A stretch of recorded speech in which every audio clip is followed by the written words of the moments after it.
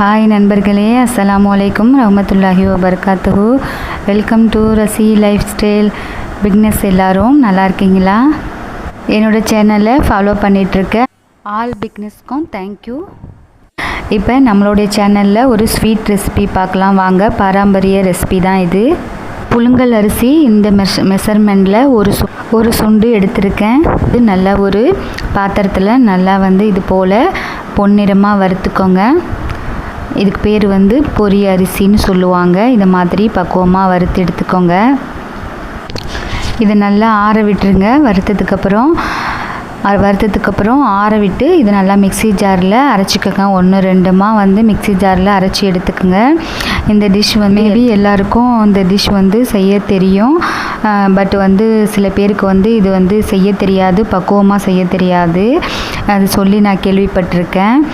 இது பெரியவங்க நல்லா செய்வாங்க, எக்ஸ்பீரியன்ஸ் உள்ளவங்க இந்த டிஷ் நல்லா செய்வாங்க.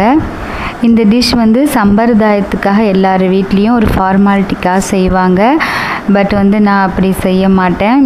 நமக்கு என்ன தோணுதோ, எப்போ சாப்பிட்ணுன்னு தோணுதோ அப்போ தான் நான் செய்து சாப்பிடுவேன். அது என்னுடைய கேரக்டரு. எனக்கு விவரம் தெரிஞ்ச நாள்லாம் இந்த டிஷ் மேரேஜ் வீடுகள்லேயும் யாராவது இறந்து போனாங்கன்னா அவங்க வீடுகள்லேயும் இந்த டிஷ் செய்வாங்க.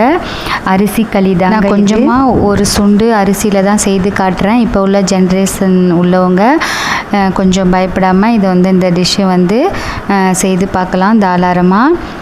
1.5 சுண்டு நான் வெல்லம் எடுத்திருக்கேன். அதை நல்லா கரைச்சிட்டு ஒரு பாத்திரத்தில் இது மாதிரி கொதிக்க விட்டுருங்க. சோம்பு பொடி 1 ஸ்பூனு அதில் போட்டுக்கோங்க.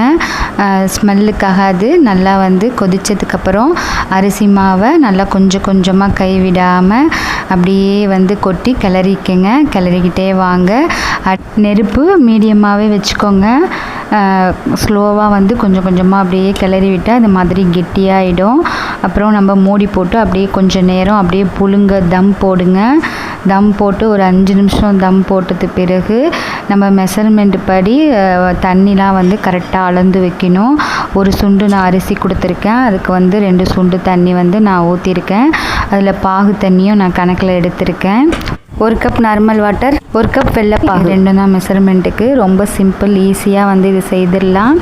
தம் போட்டதுக்கு பிறகு நம்ம அப்படியே மெதுவாக இறக்கிடுங்க. இறக்குனதுக்கப்புறம் இதுக்கு தேங்காய் பூ போட்டு சாப்பிடும் போது அவ்வளோ ஒரு டேஸ்ட்டாக இருக்கும். இது சாப்பிட்டவங்களுக்கு ரொம்பவே தெரியும் இதோட டேஸ்ட் எப்படி இருக்கும்னு. சில பேர் அரிசி களியாக வேணாம் அப்படின்னு சொல்லுவாங்க. சூப்பராக இருக்கும். இது வெல்லத்தில் அச்சு வெல்லம் இல்லை சாதா வெல்லம் அதில் செய்யும்போது ரொம்ப இன்னும் டேஸ்ட்டாக இருக்கும். இது பாரம்பரிய உணவு தான் இது. ஆக்சுவலாக இது நான் ஃபஸ்ட் டைமாக செய்கிறேன். இது என்னுடைய அம்மாவோட அம்மா தான் எங்களுக்கு செய்து கொடுத்துருக்காங்க. நான் என்னோடய அம்மாட்ட நான் கேட்டு தான் இது ஃபஸ்ட் டைமாக செஞ்சேன். இது ஆக்சுவலாக என்னோடய ஃப்ரெண்டு சிங்கப்பூரில் இருக்காங்க. அவங்க தான் இதை எப்படி செய்கிறது அப்படின்னு சொல்லிட்டு ஒரு வீடியோ போட சொல்லியிருந்தாங்க.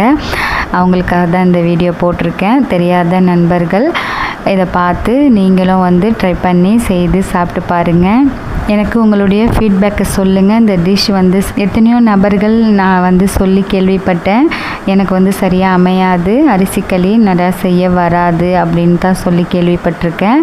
ஸோ இந்த வீடியோஸ் பார்த்து இது வரைக்கும் ட்ரை பண்ணாதவங்க ட்ரை பண்ணி சாப்பிட்டு பார்த்துட்டு எனக்கு சொல்லுங்கள். ஓகே, என்னோடய சேனலை ஃபாலோ பண்ணிவிட்டு வாங்க. அது எனக்கு மோட்டிவேஷனாக இருக்கும். Okay all friends, my channel videos வாட்சிங் for thank you from bye Rasi life style.